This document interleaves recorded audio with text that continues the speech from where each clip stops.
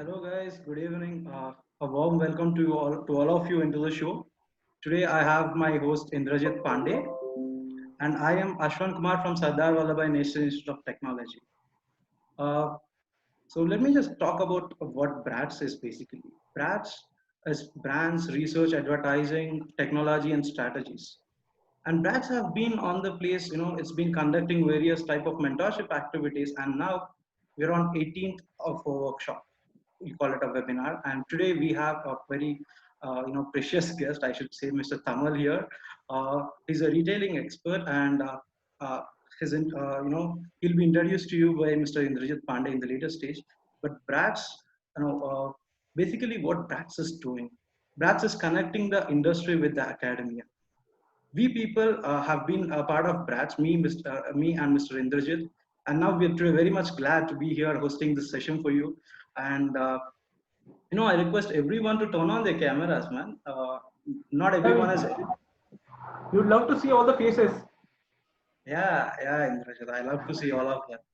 And many, a lot many. No, man, only not even 10% cameras are on. I request everybody to put their cameras on. Everybody is handsome. Everybody is beautiful. Please, man, turn on your cameras. We have to. Please make this session live and you can ask many questions with we have our guests. You can ask a lot many questions. I hope you will all enjoy it. And first of all, man, please turn on your cameras, make it more lively. And okay, we are good to go. I hand it over to Mr. Injrit from now. Thank you, Ashwin. Good evening, all. Today we have a very special guest amongst us, Mr. Tamal Chatterjee.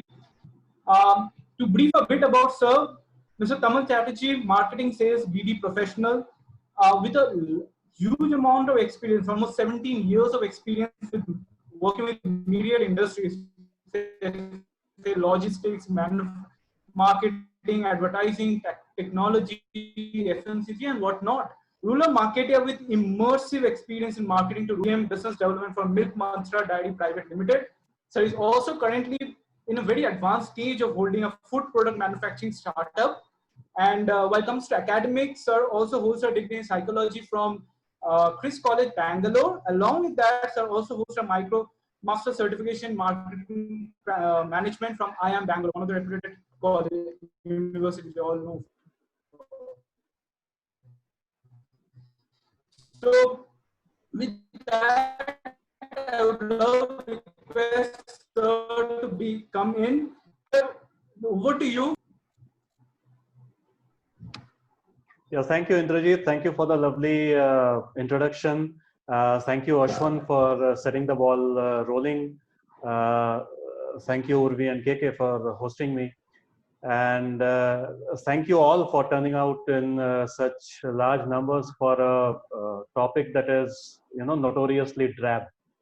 But we'll try to keep it simple. We'll try to keep it as interactive as possible. So you are more than welcome to contribute. You are more than welcome to ask questions wherever you want to.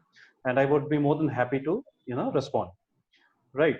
So what we are doing, if I could just ask Ashwan to share a PPT, please. I don't know if I am speaking, would the PPT be visible? Yeah. All right. If you could just go into slide share mode. Yeah, slide. Thank you so much. So what we are going to talk about today is retailing for perishables in the post-COVID era. Now, this is slightly different from normal retailing from other non-perishable FMCG products because of a couple of things. Because we are talking of primarily food products here, and consumer behavior is vastly changing, apparently changing in this post-COVID era. And it is largely being guided by two major things. One is transparency in logistics or supply chain, and other is hygiene of the products. So it gets extremely important. You would see a lot of people turning to nearby mom and pop stores rather than large format retail for their day-to-day requirements. Yeah. That is one point of it. And as far as perishables are concerned, since I belong to a dairy background, there is this in-joke we have in milk sales We say, what does milk tell to the manufacturer and the seller? The milk says, either you sell me or I am going to sell you. So it is as simple as that. To put it in basic terms, the only thing that is short with us is time. So it's a very rapid process. The entire process is much rapid compared to other non-perishable FMCG products. And exactly why about a decade and a half ago, there was a fresh term coined for this, which is VFMCG, or very fast moving consumer goods. Now, having said that, since the premise is set, let's get back to our textbooks a little. Ashwan, if you could just move on to the next slide. I'm assuming the slide is visible to everyone. Yes, sir. Yeah, cool. So like I said, we are getting back to the textbook a little. What is retailing? There are two major things in the topic today, two key terms in the topic today that we are going to discuss. One is retailing and the other is perishables. So what is retailing? Retailing is the set of activities involved in the selling of goods to the ultimate consumer or the end consumer for personal or household consumption, which is something you must all have read.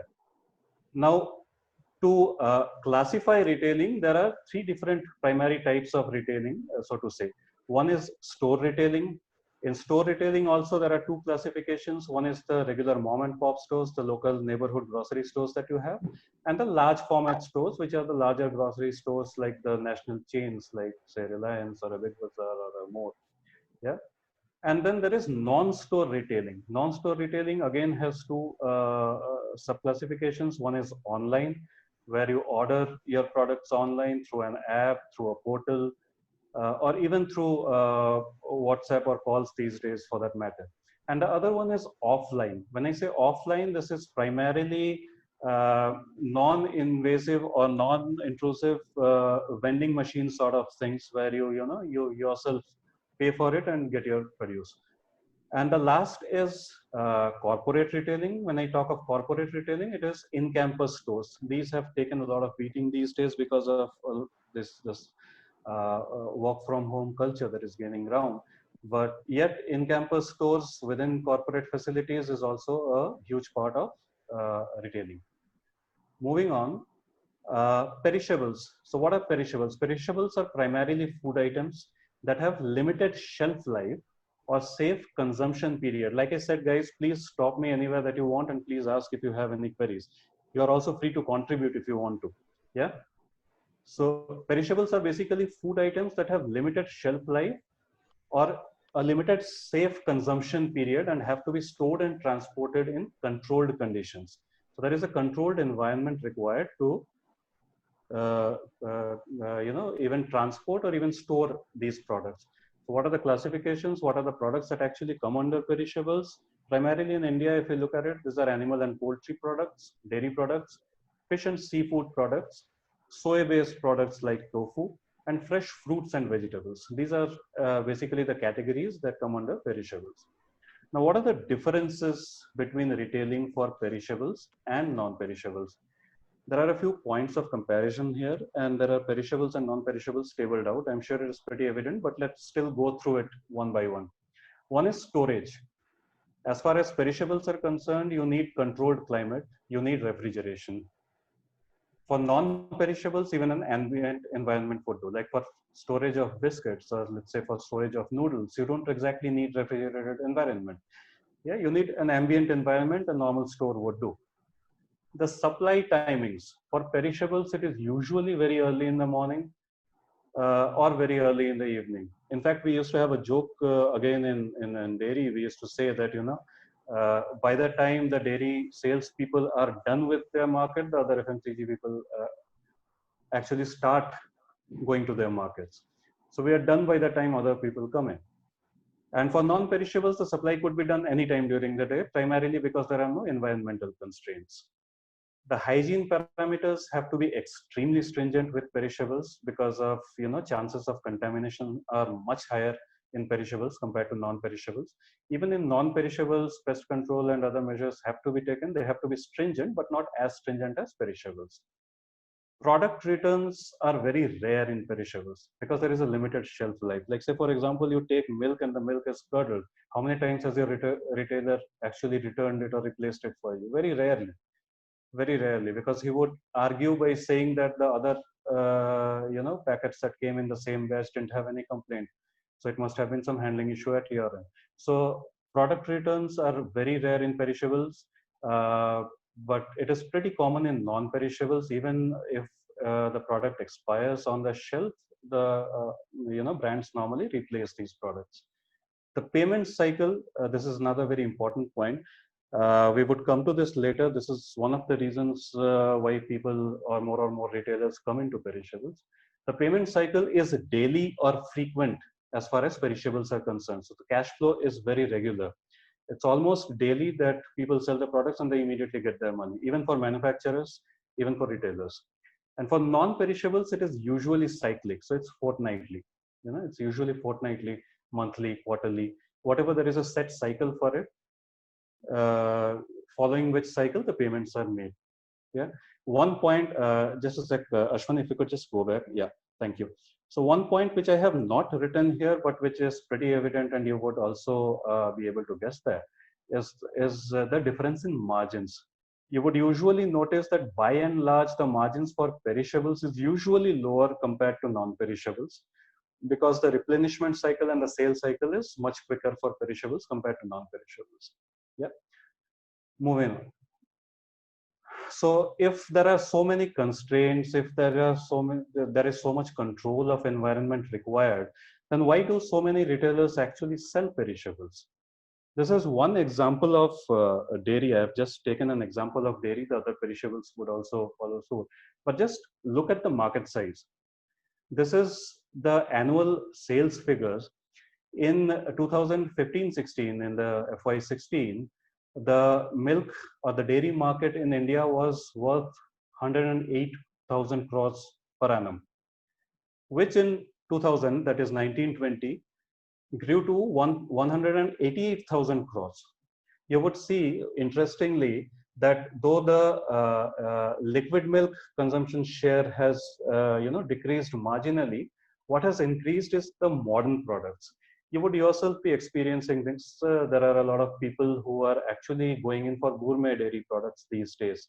Yeah, like say for example, different kinds of cheese. Yeah, like say for example, different kinds of flavored curd, for that matter. These are some gourmet products that actually people are going in for, and they're actually spending on these. So this spend, this part of the pie is gradually increasing, and it is expected to steadily grow. As and when with the moving on from generation to generation, this is expected to grow. Next, so if this is thing, I would like to give you another example, just to so that you understand the scale of this entire perishable market as far as the dairy is concerned. I'm sure this is the same for other perishables also. You can relate to that. If I talk of the Delhi NCR market, though, you would know that this is one of the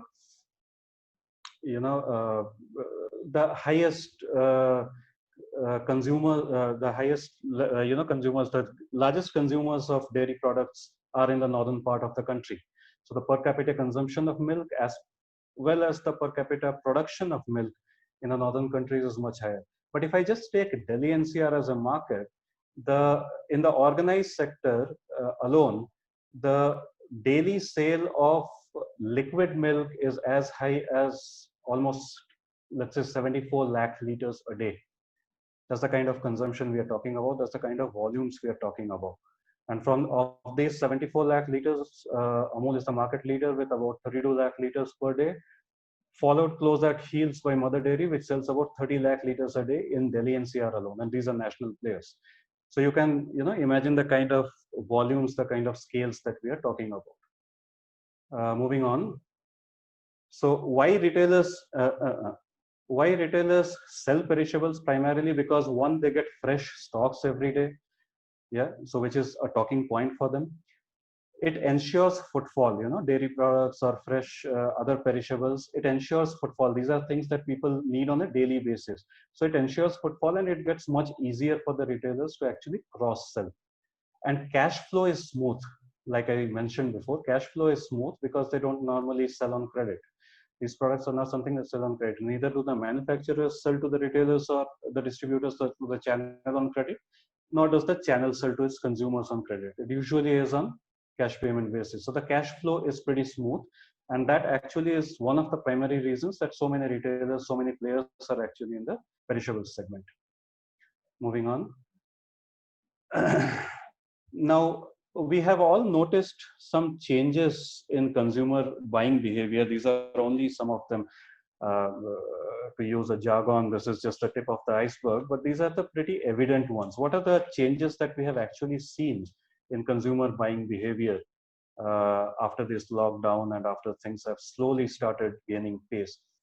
There are a lot of people who have gone back to the local kirana stores rather than queuing up or crowding in these large format retail stores. A lot of people have gone back to their local kirana stores, primarily because this is one thing that was also pointed out a few days back by the MD of Amul, Mr.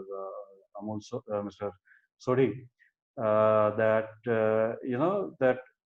because these are stores that are in their locality and people are certain about the hygiene or the health condition of the people running these stores. That is one of the primary drivers, because hygiene is a primary driver these days and lesser contact. So that is one of the primary reasons that more and more people are going back to the kirana stores. There is, coming to the next point, there is a huge reduction in impulse buying. You would have seen, obviously, people are spending a lot of time indoors too. But even as far as online buying is concerned, you would have noticed that people are only buying things that are dire necessity. So impulse buying has gone down drastically. Premium products, consumption of premium products has gone down drastically. We'll come to a very interesting study by EY after this, where you would see that what the consumers today are thinking. The next point is that there is increased price sensitivity. People are actually looking at the current scenario and the instability that has actually creeped in. People are more and more price sensitive. They want to save more, and they would actually go in for more economical products. I am not saying that necessarily they would only go in for cheaper products, but they would definitely go in for products that have value for money. We'll come to one example later during the presentation. The consumers tend to gravitate more towards trusted brands. The brands that they have been seeing for years, or brands that are offering trials and returns. They would like to try new brands, but only those brands that are offering them trials, that are offering them returns. I'm actually providing support to a firm called Binsar Farms, again a dairy firm here in Delhi NCR. And it's amazing, if you look at their model, it's pretty simple. The promoters from day one, they had it clear in their mind that they would actually have to give them a 7-day trial period because of two reasons. One, if they don't like it during the 7-day trial period, they can always get back to them and they would get genuine first-hand consumer feedback. There's a farm to table kind of a concept. We don't have any, trade channel in between.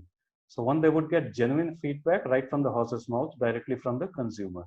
And the second thing is, what we normally say in case of dairy products or other perishables is that it usually takes about 7 days to acquire a taste.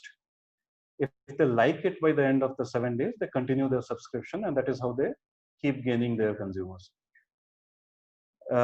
Moving on, there is slow out-of-home consumption. Of course, people aren't really, not all eateries, not all restaurants are fully functional. People are still wary of consuming outside. People, even if they buy products which are to be, normal consumption products, normal food products, they would prefer to bring it home, sanitize it, and then consume it. And then people are actually looking for optimism-filled experience, and hygiene is a primary attractor. Now, what do we mean by optimism-filled experience? With so much negativity around, with so much news about daily increasing number of cases and people falling ill left, right, and center, and people losing jobs, a dire lack of employment, people depleting their savings, they're unsure about the future. So they are looking for optimism. They're looking for optimism in all this darkness. And any brand that actually panders to this, any brand that actually brings forth that sense of optimism, they would tend to pick it up. Hygiene, of course, like I said, is a primary attractor. And this is exactly where a transparent supply chain comes into place. People would like door deliveries these days because of two things. One is convenience, and the second is they can see the delivery person coming in, whether he is well covered, whether he's wearing a mask, whether he's wearing gloves, whether he's using sanitizers and things like that. So these are things that are the primary drivers today as far as consumer spending behavior or consumer buying behavior is concerned. So far so good. Any concerns, questions? My goodness, I told you this is going to be a drab topic.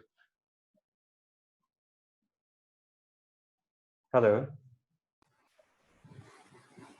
Are people there? Everybody on Yeah. Yes, sir. Yes, sir. Yes, sir. Absolutely. So far so good.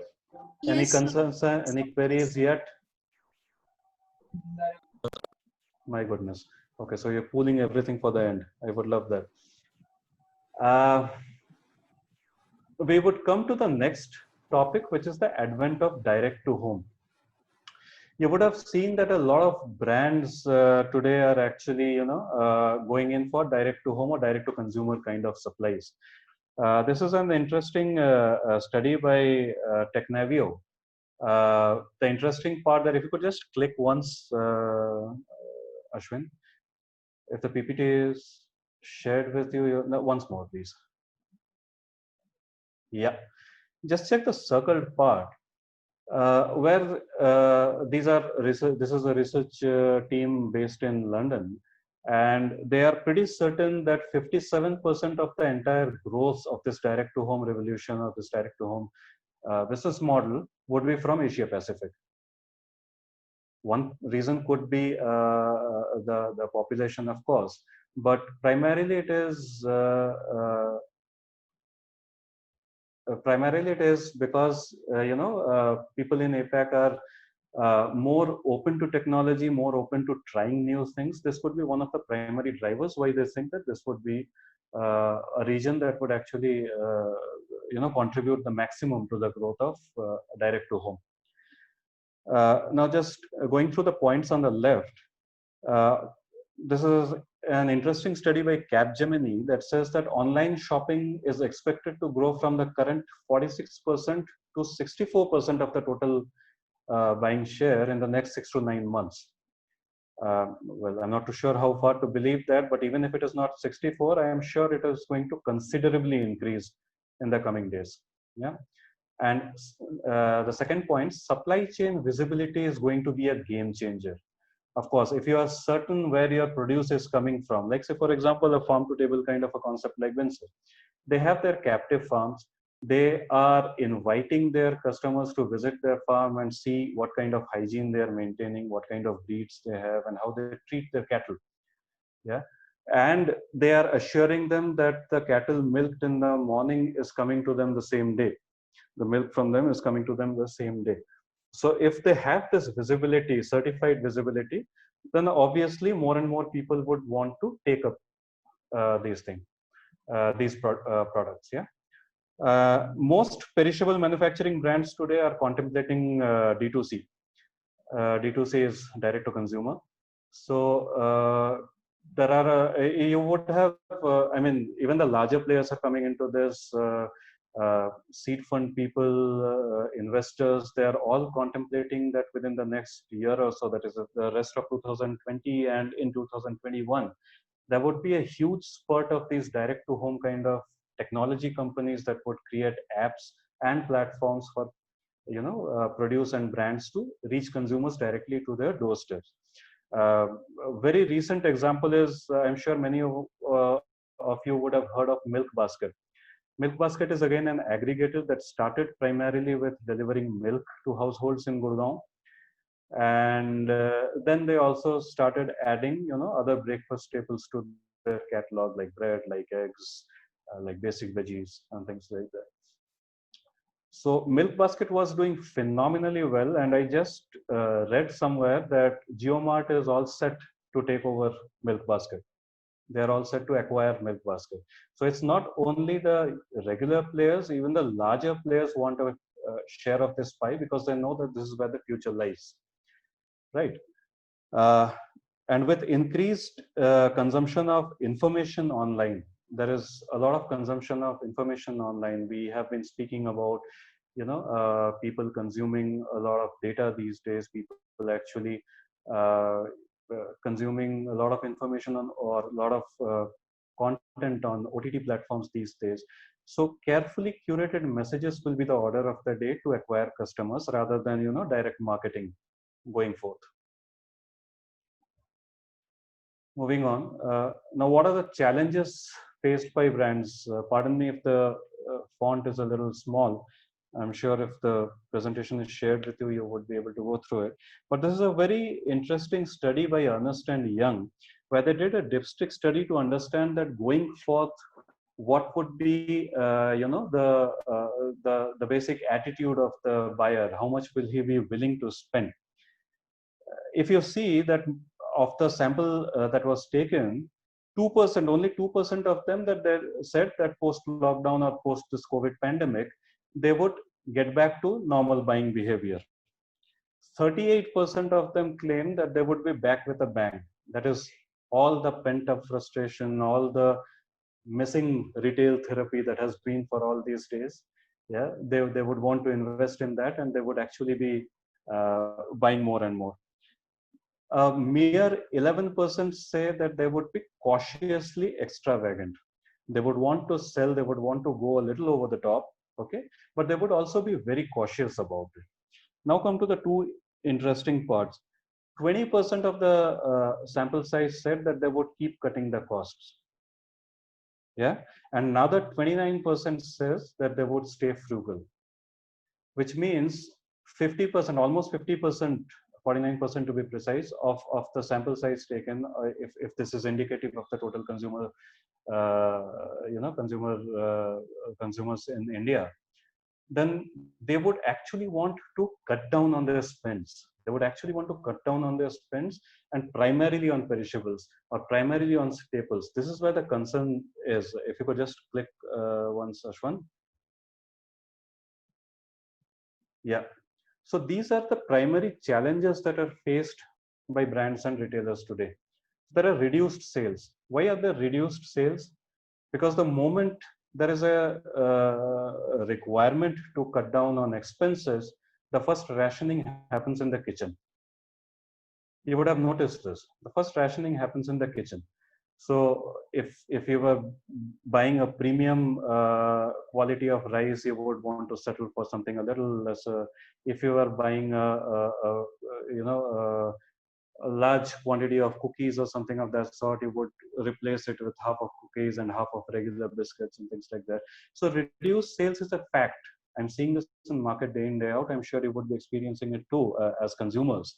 So reduced sales is a fact, and all manufacturers and retailers are being affected by this. Then there are increased sanitation expenses. Of course, in the current scenario, the sanitation expenses are increased. The more people you keep, the more produce you keep, your sanitation expenses just keep growing. But of course, your earning doesn't. So that is one thing that is actually eating into their revenue pie. The threat to traditional stores from D2C, like we were just discussing, that the future is direct to consumers. And more people are actually opting for fresh farm produce. More and more people are actually opting for convenient apps that would actually deliver products to their doorsteps. And then, of course, there is reduced manpower because of all this shuffling that happened in between, the migrant laborers moving back to their hometowns and things like that. So there are a lot of large cities that were actually left in the lurch. And there has been reduced manpower, both on the production side as well as the retailing side. So these are the concerns, the challenges that basically the retailers are dabbling with at the moment. But it's a long-term game. You can't give up. As far as perishables retailing is concerned, you can't really give up. It's a long-term game. They have to be in the game for long enough to see the trends change and then modify themselves according to it. Moving on. So having said that, just let's get back to yeah, please. previous slide, please. Yes, KK. Yeah.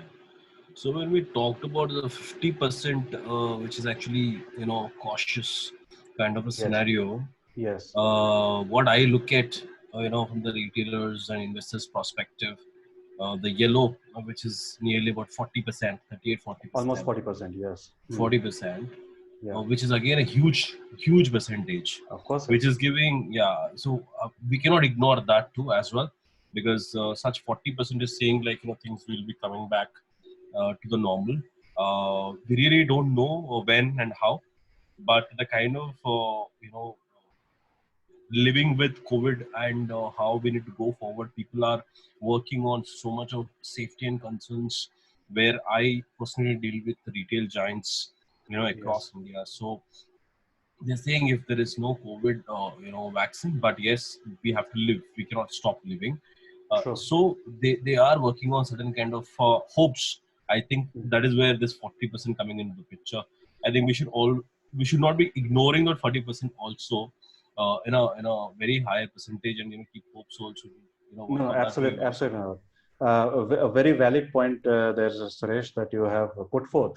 And my only thing is, because we are discussing perishables here, now there is this 38% that would actually contribute to the economy once things are better, and they would actually hit back with a vengeance. I'm not too certain how many of them would actually be spending more and more on perishables.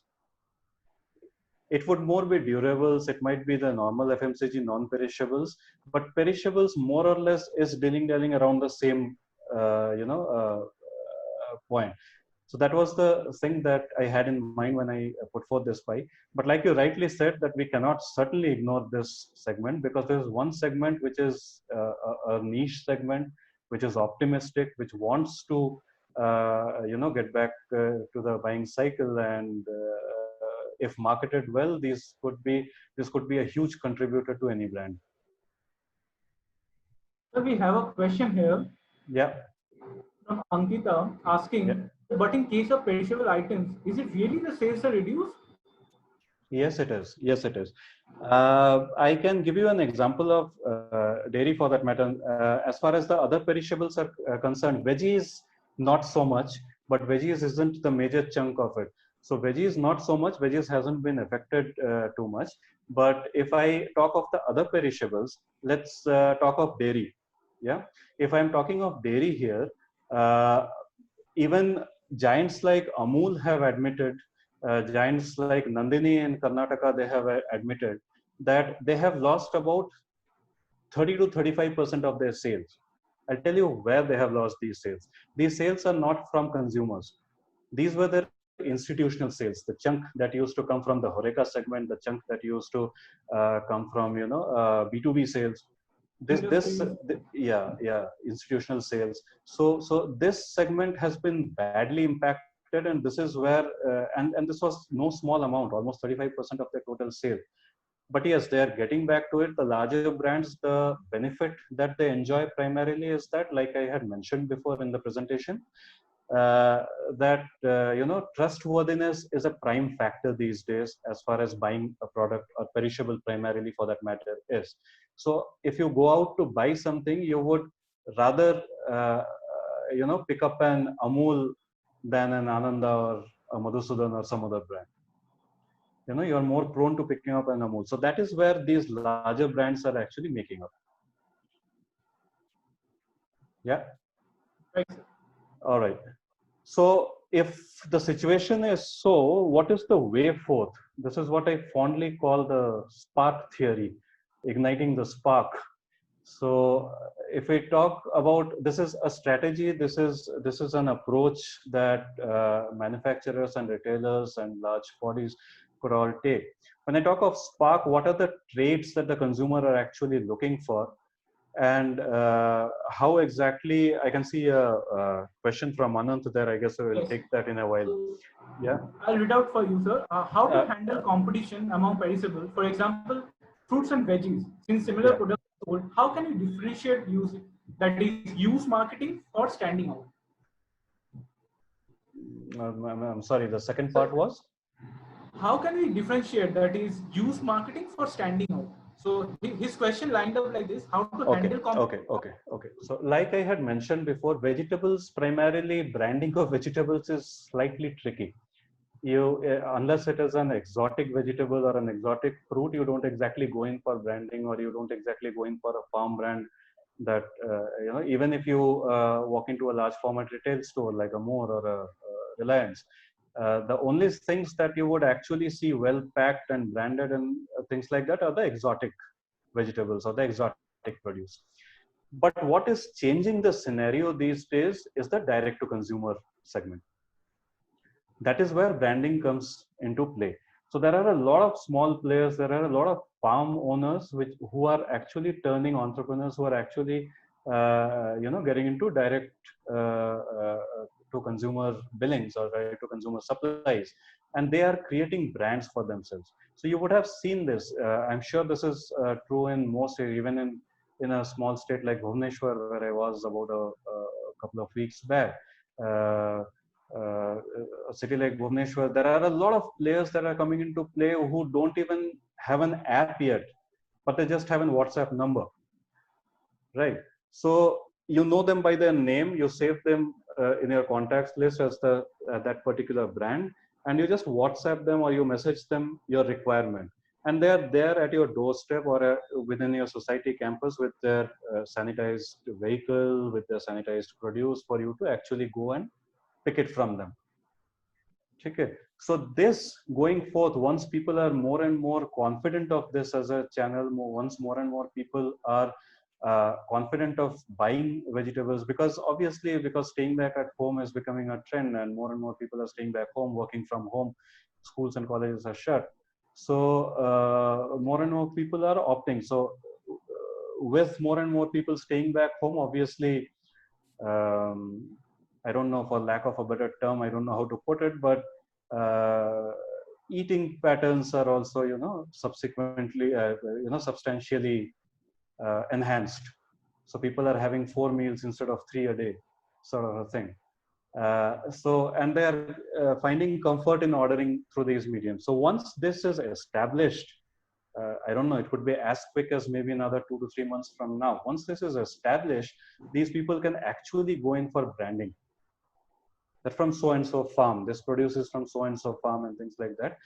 The only concern with this is that unless you have a very large farm and a very robust logistics system in place, these tend to be hyperlocal.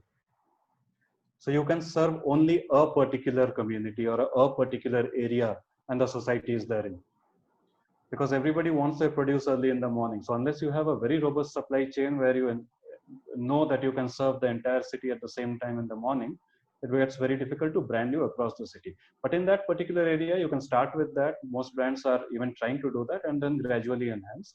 I'm sure this would be a branding factor or a way to brand going forth. Yeah, should we move on? Piche bhai, Ashwan. Yeah, thank you. Thank you, Anand. So like I was saying that spark, I'm very fond of this term, this is etymology, spark. So when I say spark, what are the traits that consumers today are looking for in a brand or in a perishable, to be precise? So for S stands for sincerity. When I say sincerity, we'll discuss it in detail, but when I say sincerity, it means, consistency of quality, presence and things like that. P stands for presence, whether it is available. The third P of marketing, very important. So presence is very important. You would see we are all going back to the basics. A is for affordability, price, again, the second P of marketing. Yeah.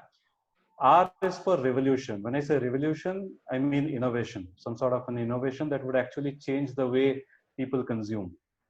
And K is knowledge, of course, because you would have to, be abreast with what the changing trends are, what the consumer preferences are, and you would have to use that knowledge to the best possible manner for the brand.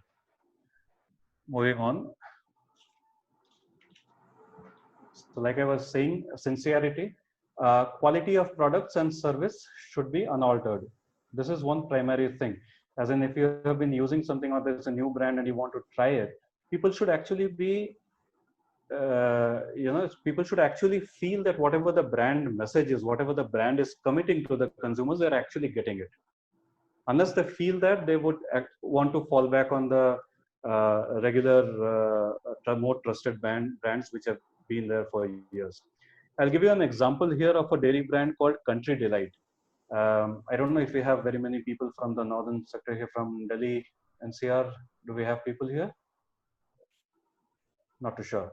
But anyway, this is pretty big out here. So when Country Delight started out, and this was when they started growing phenomenally, was right before the lockdowns. And they went ahead and did something very simple.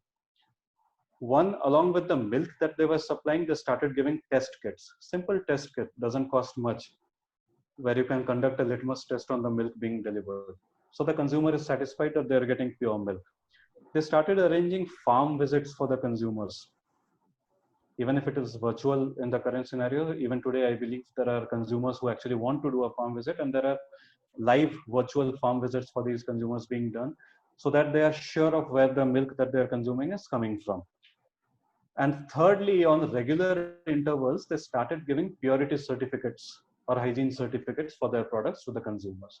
So this actually made quite a lot of difference, that actually this brand is actually delivering what they're committing.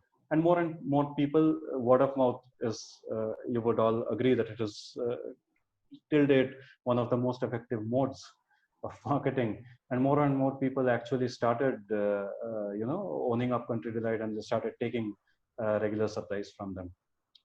Next is presence. The third P of marketing, place is of paramount importance. You have to be present.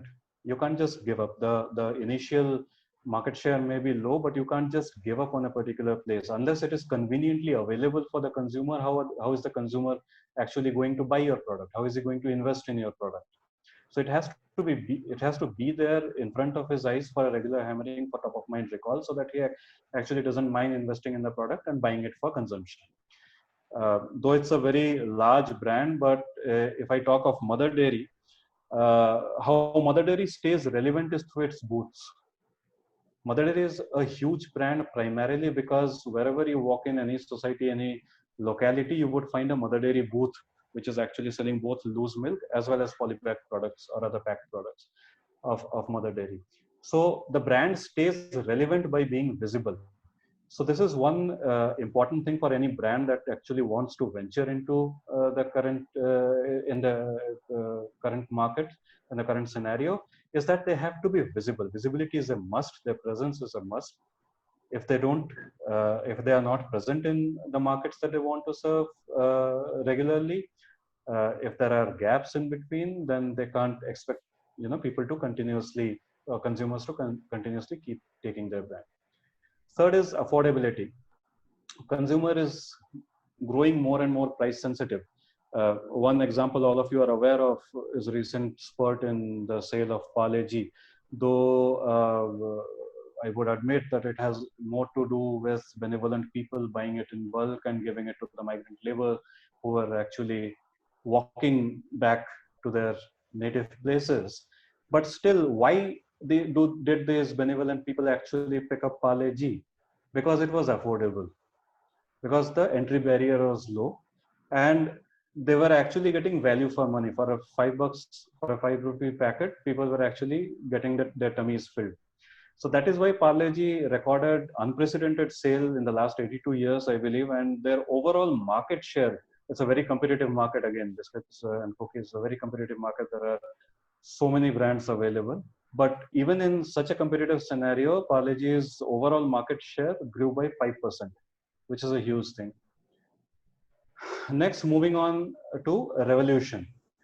So if we talk of revolution, I'm talking of any kind of innovation that would actually, change the way people consume things, and they would actually be interested in taking it.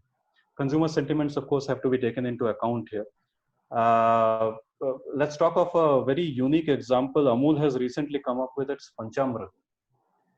Panchamrit, you would know, is actually used in pujas, usually devoted to Lord Krishna, things like that. And look at the timing. Janmashtami is on 12th of August, and they launched it probably a few days back, somewhere around the 12th of this month. So they are giving the market one clear month to absorb the entire thing, the concept of individual packets of Panchamrit rather than taking it from the temple. So they take it in their individual sanitized packs, take it to the temple, use it there, and then they consume it there itself. They sanitize it whichever way they want. So they are revolutionizing the whole thing. They are cutting down on the number of contacts, because if once you walk into a temple, if there is a jar of Panchamrit or a lota of Panchamrit lying there, I'm sure there are a lot of people who are touching it, and the priest is touching it n number of times and is giving it to the people in front of them. He got rid of that entire yeah in between, and is giving individual consumption packs. You take your own pack, use it, and that's about it. Sanitize it whichever way you want. This is a So I revolution. Yeah. just KK, sorry hi. to interrupt. Not a problem. Yeah, so I have seen this agarbatti kind of ads, which is on the name of God. In my childhood, Ambika agarbatti जिसके घर में है उसको आशीर्वाद मिल जाता है. हाँ. True.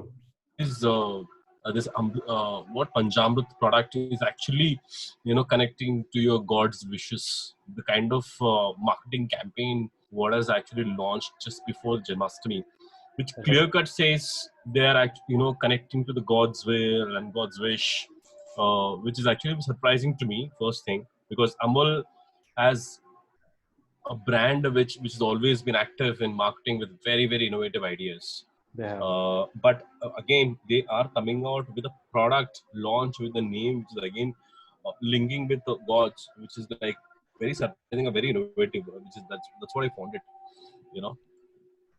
Yeah, I mean, to reach out to the religious sentiments of people, I mean, that's probably the easiest way, or the easiest way to make inroads into the households of people. And they haven't really been using it all these days, but the current scenario, drastic times call for drastic measures. But one thing, as a marketing brand side, if you want to say, will it not be fire back this brand because they're using Panchamrit as a Hindu term, and maybe the product is actually connecting? Of course, it might be because it's very easy. It's very easy to backfire. I mean, it's a double-edged sword. Like I said, I mean, it could go either way. It could go either way,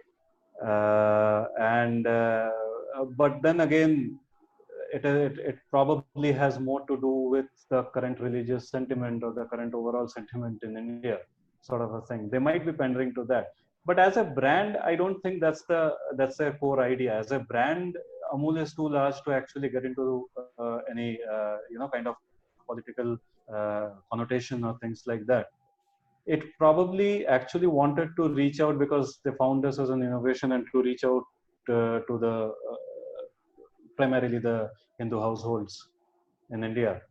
And there is nothing wrong with the product. There is nothing wrong with the product because anyway, Amul has always been trendsetters in current affairs.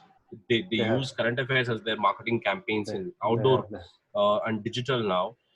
They even boycott China also. They've been sending and everything. Whatever they come with. Yeah, they're very vocal. They're very clever. They're very vocal. I'm sure they are the first people who came and say boycott China. So that's what I'm saying. But such kind of campaign, such kind of brand to promote, perishable item with such kind of name, that's actually I feel challenging. I don't know about how challenging it is. Yeah, I mean, must be because it's a risk, of course. You don't know which way this would go. This might backfire.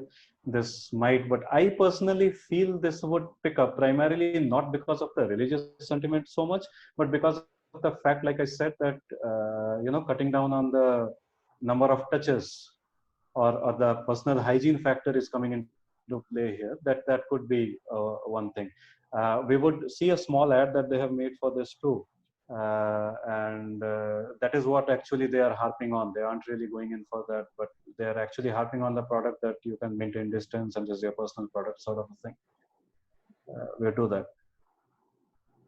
So we have a question from Ekta. Yeah. Yes, please. My question is like, as during COVID, people are changing into trials and they like offers. Right.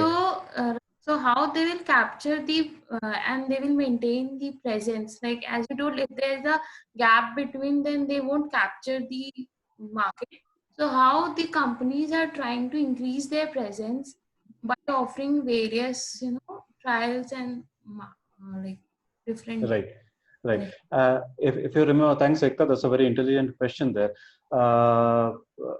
If you remember a couple of slides back, we were talking of an example of Windsor Farms, where the trial period itself is of 7 days. So there has to be a minimum trial period. It cannot be one trial and then let go. Nobody is going to stick on to that. So there has to be a minimum trial period per se, which would actually, help people acquire the taste for that product, which would actually help people understand the benefits of the product to the fullest. And it is only then that cohesiveness of any kind would be formed. Now, this followed by this, because in the current times, I had also mentioned that in the current times, it is very easy to fall back on the more trusted brands which have been around for several years and decades and things like that.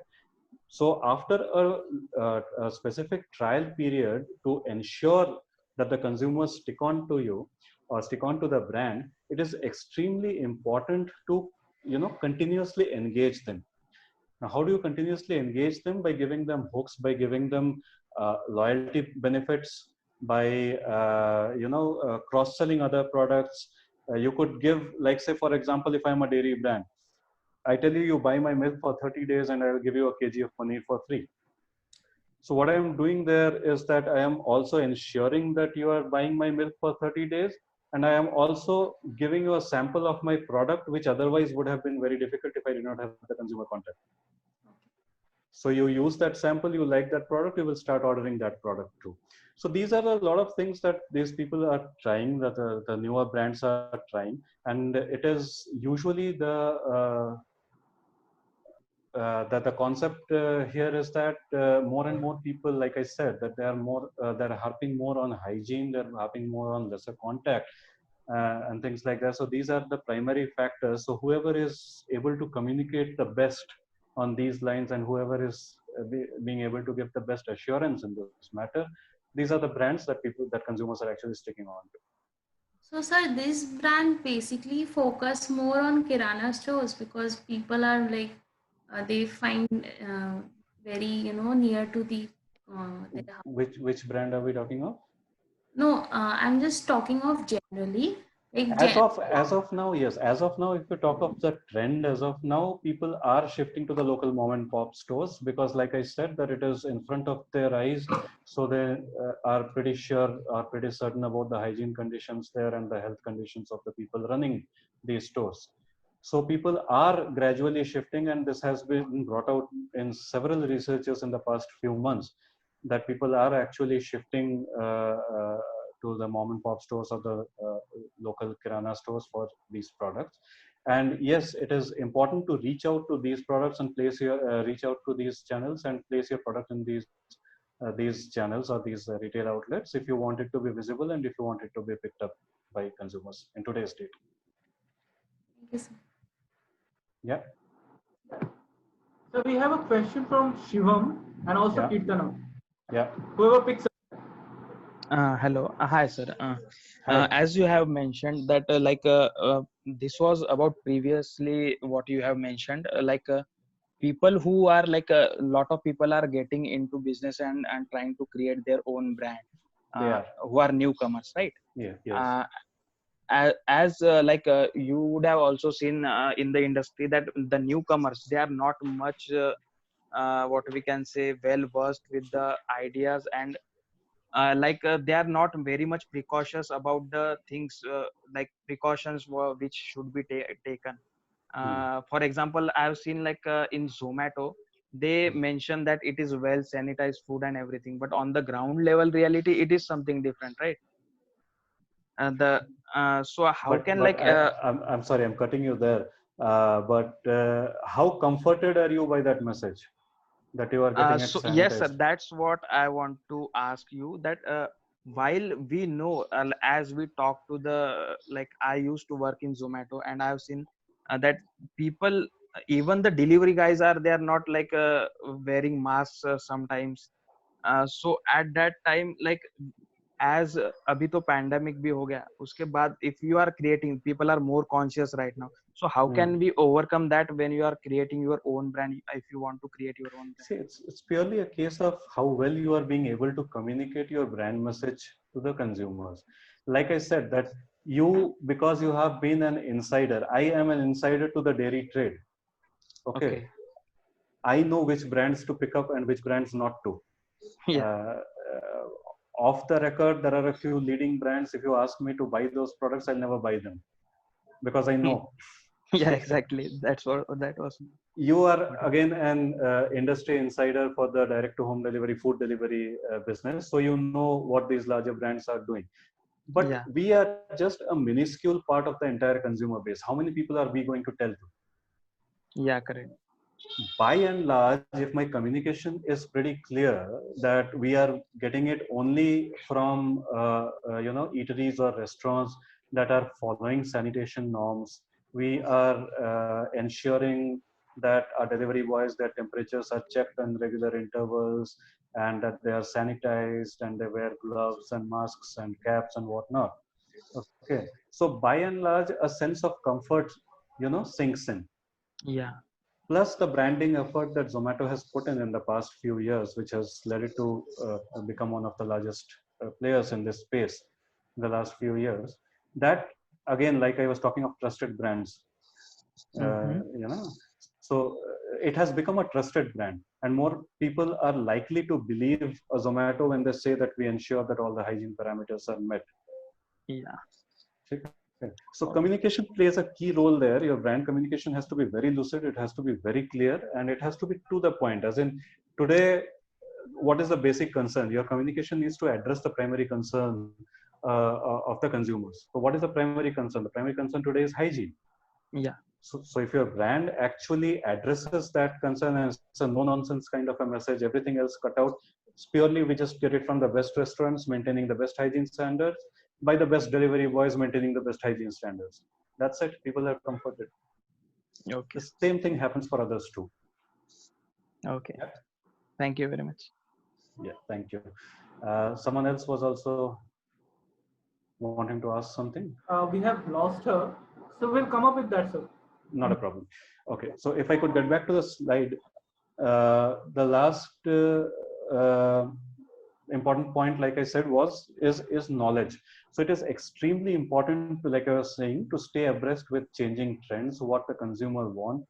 And again, primary research in today's date might not be physical, it could be online or whatever way, but there has to be a mix of primary and secondary research at all times undertaken by brands to understand what their relevance is in the current scenario and what the consumer actually wants, so that they can actually cater to that. Take for the example, again, I'm getting back to Amul because it is one of the largest consumer brands in India, probably also voted the third most recognized brand in the recent days. And Amul, shifted from its core business line of dairy, and they have launched atta and edible oil. Okay, and very simple thing. Why atta?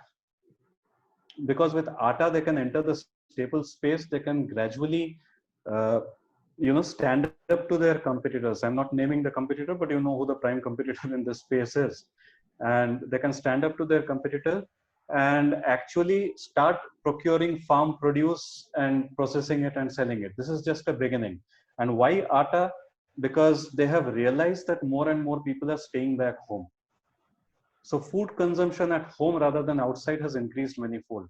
And atta being a staple will be required more and more. Amul being a trusted brand will again be picked up by people. So this is why it was a very carefully thought out plan that they entered into the atta space. Again, edible oil, the marketing pitch is completely different. Edible oil, if you look at edible oils, even today, I think we, correct me if I'm wrong, if someone has the latest figures. But if I am correct, about 15 million tons of edible oil are still imported into India. What we produce in India is not sufficient. But does that mean that we do not have that capability? We probably didn't have a brand that was willing to consolidate these farms, was willing to take up this produce and things like that. And Amul has done exactly that. They have played on the sentiment of make in India, and they wanted to, go forth with it and create more oil in India rather than importing it from other countries. So they have entered the edible oil space too. So these two entries by Amul is again a very well thought through strategy, and it has been possible only because they have studied the market well, they have acquired market knowledge, they are abreast with the requirements of the consumers, because of which they have come into these two producers. I guess we are nearing the end, and we would just watch a couple of videos, and I would actually want you to point out what you see different in these ads from what you have been seeing pre-COVID.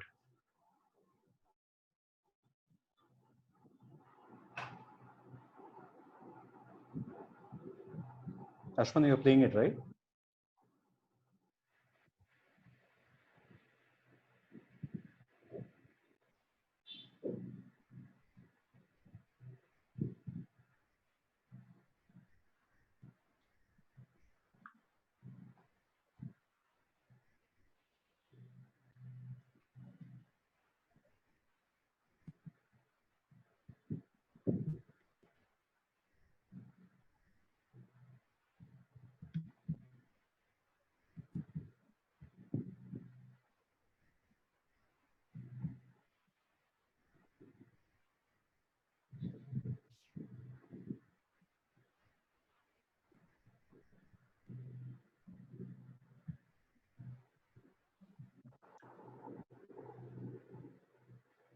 You can let it be.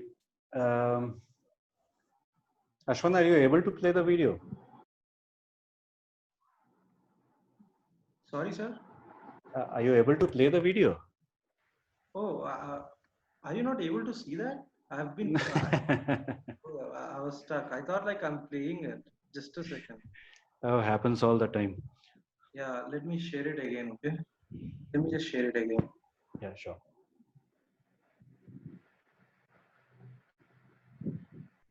Can you see it now, sir? Perfect. This is the second one. Yeah. Just a second. I'll get to the first one. Okay, right. Yeah. So this is a Mother Dairy ad. Yeah. Strong रहने का चलो हौसले के साथ immunity भी बढ़ाते हैं इस टफ टाइम के सामने स्ट्रॉन्ग बन के दिखाते हैं दूध पियो स्ट्रॉन्ग बनो मदर डेयरी मिल्क है आपके साथ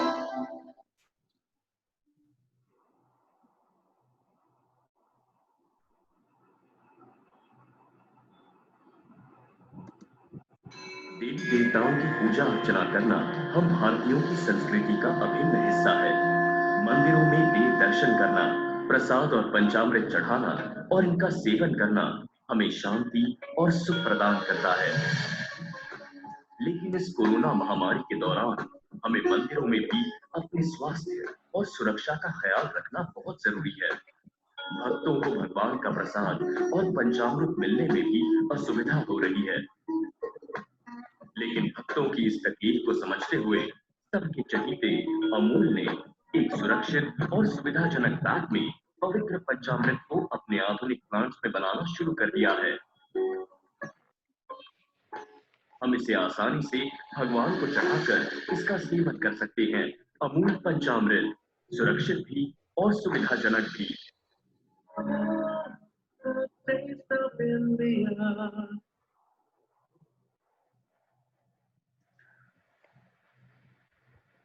Yeah, getting back to the slide. Sorry. You're sharing the slide again? Yeah, sir. Okay, so would anyone want to point out what they actually found different in these two ads? These are very recent ads. Panchamrit, like I said, has happened only about a couple of days back, and this Mother Dairy has also happened post lockdown. So, what did you find different in it? So they both have promoted ways of increasing your immunity, but in a Yes. more creative manner and a more indulging manner, which the people can relate to currently.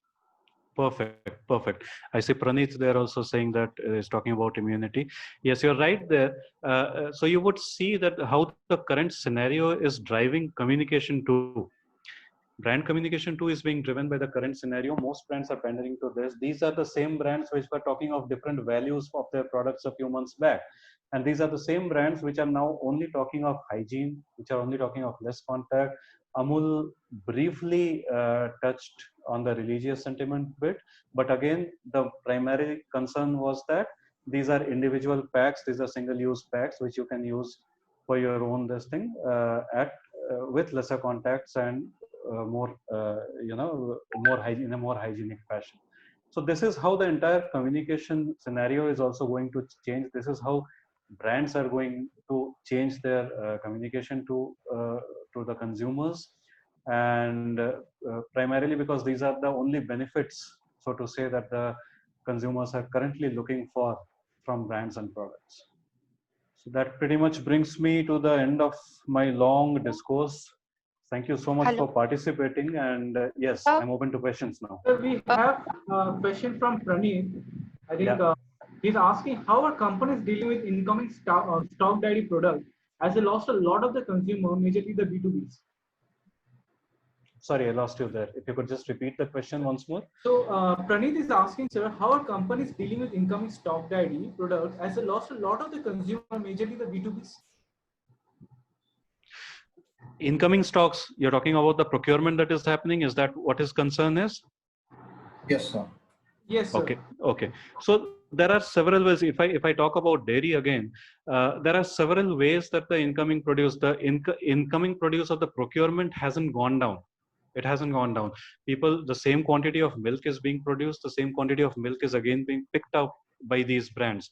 But then again, rather than these conventional products or regular consumption products, what is happening is these are being converted more into ambient products, like say ghee or butter, which has larger shelf life or longer shelf life of 12 months, 9 months, and things like that.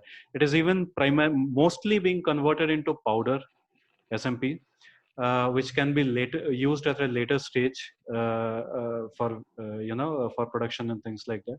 So these conversions are also happening. So procurement is the same, though the farmers are incurring huge losses. The raw milk prices have hit rock bottom, and it's actually pretty sad to see their plight. I mean, I don't know how they're surviving, but they don't have an option. If they have a produce, because these are perishables, they can't really stock it. They don't have the means to convert these into ambient products and things like that, so they have to sell it to brands. But brands are picking these up and they're converting it more into ambient products or longer shelf life products and storing them. Sir, Prinna Divedi asking a breathly question, I would say, which retail brands have seen a downfall in the pandemic and what are the suggestions to overcome them? So she is asking about the retail brands which have seen a downfall in this COVID era. The retail brands which have seen a downfall in this pandemic, and what are the suggestions to overcome them? Oh, the suggestions can be multifold. I mean, if I get into that, that would be a separate discussion altogether. But primarily, like I said, that there is one thing that I have been harping on time and again. It's a time game. It's a time-bound game. So it is extremely important to be patient, and it is extremely important to hold ground. It is extremely important to be present. If I talk of say perishable, non-perishable, whatever, if I am talking of food items as far as FMCG is concerned, if the consumption has gone down drastically, I'm sure in the coming months things would look up and people would again start coming back to these brands. But if people notice that during these if the consumers notice that during this pandemic period, these brands have disappeared from the market or have they taken back their stock, and after the markets open up, they again try to re-enter the markets, they would find that the gaps have already been filled up by the new entrants or the existing biggies who would obviously want larger share of the pie. So it is extremely important to stick to your ground. It is extremely important to be present and visible. It's just a matter of time. I'm sure things have already started looking up. I mean, I am in Noida right now, and despite whatever the media wants to show, I mean, there are millions of people out on the streets with face masks because they want to work and they want to earn. So things are looking up. It's just a matter of time. So, Sir, I have a question. you have the resolution is a main standard. How resolute you are to survive in the market. If you're Yes, that is an integral character of the brand is actually seen in these troubled times. Yeah, you were asking me something. Yeah, so I have a question. As Yeah. you discussed previously, that traditional stores have a threat due to the D2C thing, which is going to be a new normal. So, sir, I believe India has a huge amount of traditional stores which majorly cover the rural market. So how it is going to affect the rural market, or what means are the D2C going to adapt to reach the rural markets? Okay. All the discussion that we have had, Shimona, all this while has primarily been around, urban and semi-urban markets. If we talk of rural markets, it's a different ballgame altogether. In rural markets, mom and pop stores are still the king. Right. Okay. And though I have seen, I used to work for a brand called Sahaj E-Village Limited, if you have heard of them. They set up these common service centers in the rural areas. So I have actually, through my journey of 7 to 8 years, I have actually seen the rural consumer transform from not knowing almost anything, going to a local kirana store and saying "Neeli wali tikkiya dena," to graduating to saying "Ki nahi rin nahi wheel chahiye mujhe."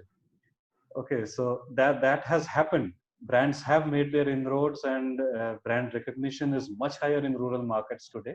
But as far as even technology has made inroads into the rural markets, but as far as using of technology for ordering and stuff is concerned, it would still take some time. Feeder towns, up to feeder town level, district headquarter level, it is pretty prominent.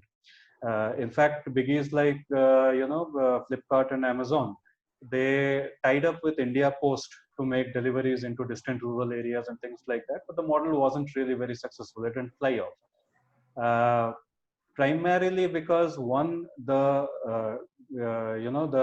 fulfillment cycle, the timing increases, and people in rural markets or why rural markets? Let's talk of urban markets too. Consumers here want instant gratification. As in, I've placed an order, I need my product within 2 days. So it would still take some time, and it would still take the supply chain to turn much more robust for B2C to actually enter rural areas. But yes, tier 2, tier 3 towns are waking up to this, and I'm sure it's just a matter of time before it reaches core rural areas too. Thank you, sir. Most welcome. Thank you so much. So with the paucity of time, I think we have already gone ahead of 7:30. Yes. We don't want to hold sir for a long period of time. I would request all the other questions to be made, and probably you can take the last one, sir, if you can, if you agree, sir. You can take the last question. Please. I am loving this interaction. Please. Yes, sir. So Harish Shankar is asking, sir, how will the entry of Jio Market impact the retail space in the post-COVID era? So how the Jio Market, Jio Mart impact will be seen in the post-COVID era? See, it is not very evident yet. Why it is not very evident yet is because there already are established players in the market. Okay, and it has entered the market in the post-COVID era. But again, the kind of investments that the brand or the platform is attracting from all over, I'm sure it is not going to leave any stone unturned to ensure that it is reaching out. And it is actually going for very strategic acquisitions. The one I mentioned was Milkbasket. Milkbasket was doing exceptionally well in Gurgaon and Noida, in the NCR sector primarily, and they had also moved on to Bangalore and Hyderabad. So acquisition of Milkbasket gives them a already present consumer base, which they can tap, which they can reach out to. Plus, they already have a consumer base as far as their physical stores are concerned. So it is going to actually be easy for them to reach out to them. How much disruption they would be able to create is not very evident yet. It's just a waiting game. Let's wait and watch. But I think that it could pose some serious threat to the other players too, provided it actually keeps growing its catalog. Because variety is something that the consumers would want, and for Jio to compete or stand up against the existing brands, it is extremely necessary that the consumers find everything they want under one roof or in one app. So provided they keep growing their catalog and keep including innovative and new products, I'm sure they would pose serious threat to the other players. Okay, I think, guys, you have lot many questions more. Mail them. I would love to respond to all of them. Mail them, and I will certainly respond to them. Yeah, you can either directly mail to sir, or you can mail to urvi@umbrellaaegis.com. I have written it in the The chat link box. of the mail has already been there in the chat group, so you can mail them directly. Sir, hello. Hello, yeah, Manish. Yeah, we have. Sir, last question, sir, please. Yeah, go ahead. Sir, what is the scope of A2 milk in India? What do you know of A2 milk? Sir, not that much. That's why I'm asking. A2 milk is an eye wash. Eye wash? Yeah. The difference between A2 milk and A1 milk is just the composition of the protein therein. It doesn't make a really big difference. But what happened was that the Western countries, went out on a limb promoting A2 cow milk, saying that it does this to your health and it has so many benefits and things like that. And we as consumers are not very intelligent. We are intelligent, but at times we tend to, ape the West blindly. So since it was a big thing there, we started it as a revolution here, which is promotion of indigenous Indian breed of cows and their milk. So the only difference is A2 milk comes from buffaloes and from mixed breed of cows or imported breed of cows, which is normally called HF, Holstein Friesian, HF breed of cows. And the Indian breed of cows, which are Gir, Sahiwal, these breed of cows give A2 milk. So A1 milk is the other one, buffaloes and mixed breed cows, and A2 milk is this. It's just the composition of milk, nothing else. This is priced, this is bound to be priced, A2 milk is bound to be priced slightly higher, primarily because the produce per cattle is much lower compared to the other breeds, other A1 breeds. So a Holstein Friesian cow in a day gives about 25 to 30 liters of milk, 2 sessions, morning, evening put together. At the same time, a Gir or a Sahiwal would at the most give you 8 liters of milk a day. So you see the stark difference. Since the produce is lower, obviously the rates are higher. It has been marketed in such a way. Of course, the players in A2 milk, why it makes sense to buy A2 milk is because almost all the players that are in the A2 milk space as on date have their own captive farms, and they are giving you fresh farm produce. The other milk that you get, the normal polypack milk or the A1 milk that you get in the retail outlets, is usually not fresh or from the same morning. The benefit with A2 milk is because you are getting it directly from the farms, you get it as a fresh produce in the same day. If marketed well, I am not saying that there is no scope for it. But unfortunately, it still is less than 1% of the total, dairy market in India. It is expected to go up to about 3 to 4% by 2025. But this pandemic again brought in a certain slowdown. So let's see how it pans out. Thank you, sir. Thank you. We'll be taking the very last question, guys. Shai Prashant is asking why the quantity and price of perishable goods varies with time, especially the recent days.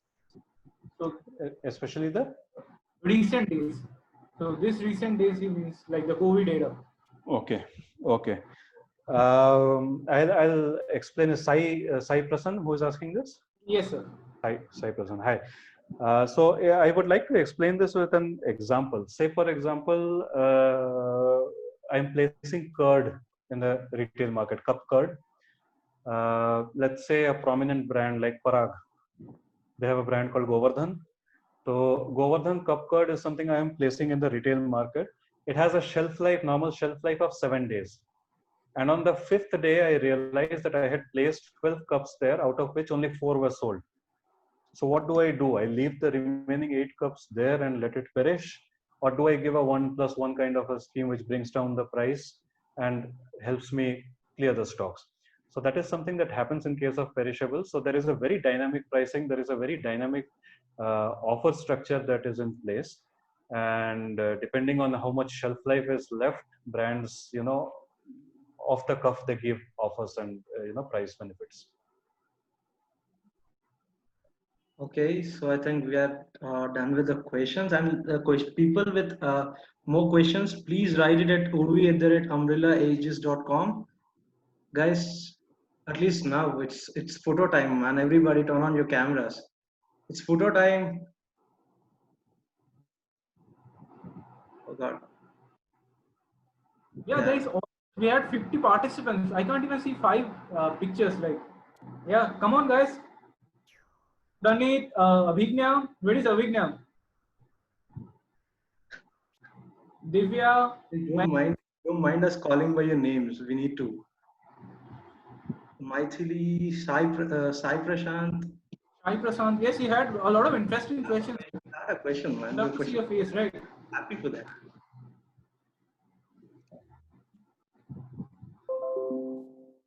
Yeah, we have Manisha. Yeah. And the second side, there are very less people. Not many are turning the cameras on. An interesting job you guys have landed, huh? You guys have landed a pretty interesting job. Keep the baton going and keep the Bratz flag flying high. You're doing a fabulous job. Thank you, sir. Thank you a lot. Yeah.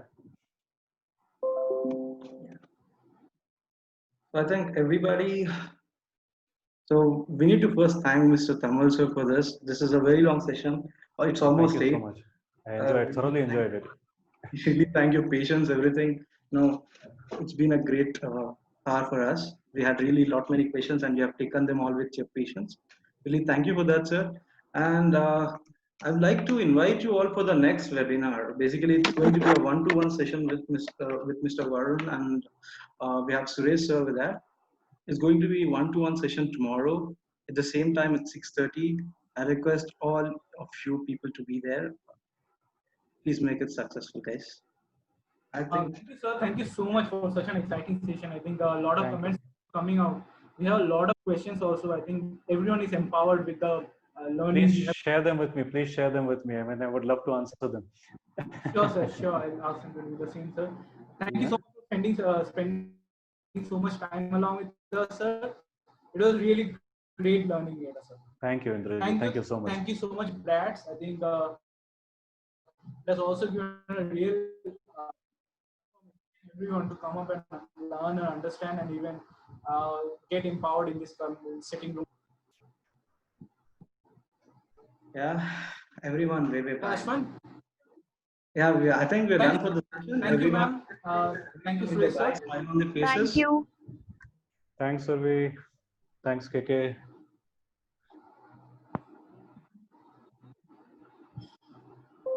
Bye, everyone. Thank you so much. Bye. Good night.